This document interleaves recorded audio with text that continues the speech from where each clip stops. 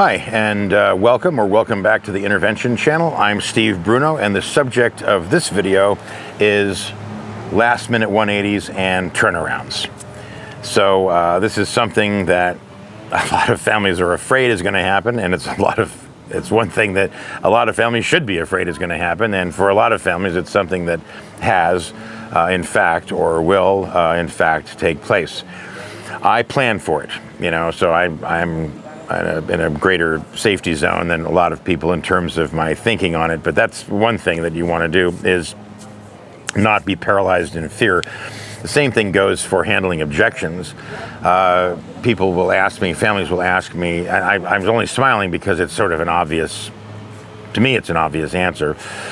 So, well, what if he says no? Well, what if, he's got this cat, he's got this dog, he's got his storage unit, blah, blah, blah, he's got his car, he's got all these things. Well, prepare for it. Get ready for it. Stop freaking out, sit down, calm down, take a breath, get out a piece of paper, and write down what the objections are going to be.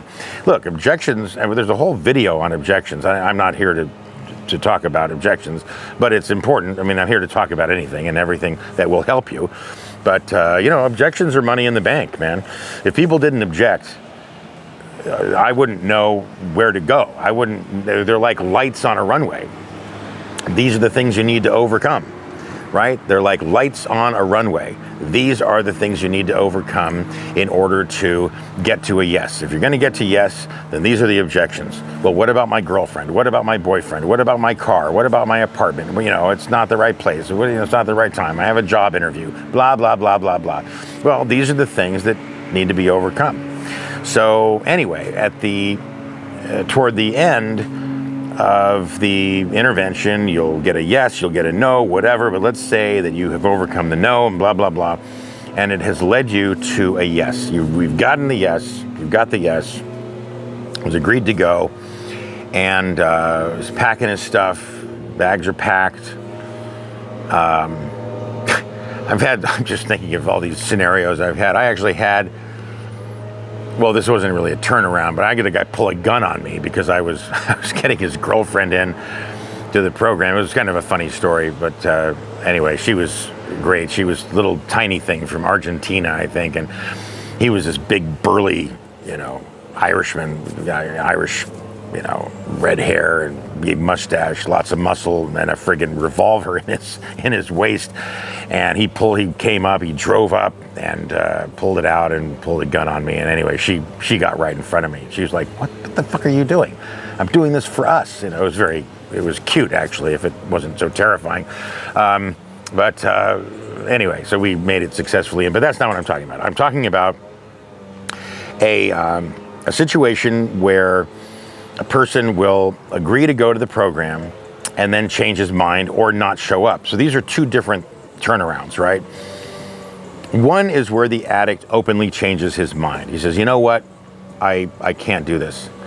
I had this happen. I did an intervention in Juneau, Alaska, and this guy was fucked up. He was like out there. He was on a lot of black tar heroin. God knows what else. He was completely paranoid, delusional, really mentally, aberrated. And, it was just psychotic half the friggin' time. And I managed to get him to the airport. Long story, definitely one for my next book, I'll tell you, the Juneau intervention. My God, beautiful up there.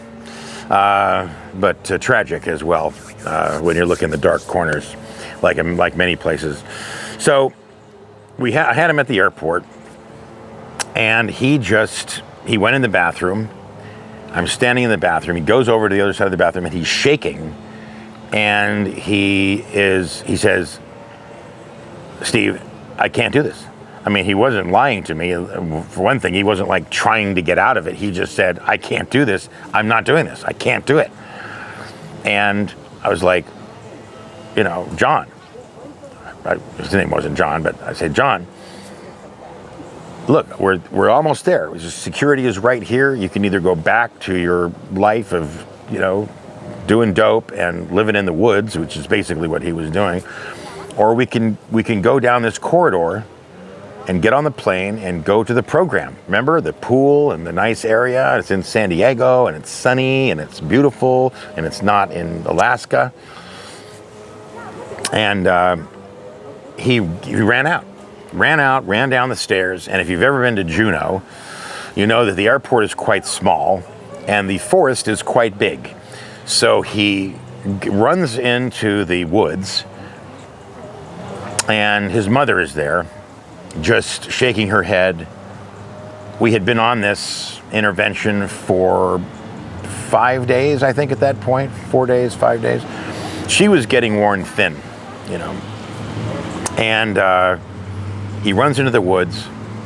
And you got to watch out for this in last-minute turnarounds, because what it can do, like it did with her, it created a rather desperate hopelessness. This, what do I want to say? Sort of a fatalistic response, which was, you know, well, that's it. It's over. There's nothing else we can do. Watch out for that, because other people, and if this is you, watch out for it in yourself. Giving up is probably the biggest reason that interventions fail, is that people give up too soon. I'm just calling it like I see it. The longest intervention I did in person traveling was 10 days, right? The family was ready to give up. Believe me, I had to beg them to let me stay, and they'd already paid me. I mean, they'd paid my fee. I was out there. They were just basically paying for the hotel, and they could pay for a friggin' hotel. They were fine. They were, you know, well off. And I said, look, and they're like, well, he's lying to you, and blah, blah, blah, and I stuck it out and got him in. So nothing was going to change on this. Strategically, endurance, perseverance wins over quitting. So I said, look, you know, you've already invested a lot. All you're doing is paying for my hotel, a little bit for some food. Let's just keep going. Well, she says, well, you know, he's in the woods, you know, he lives in the woods. He knows how to do this. We're not going to see him again. Well, I know better than that. I am a big believer in providence, however you want to look at it.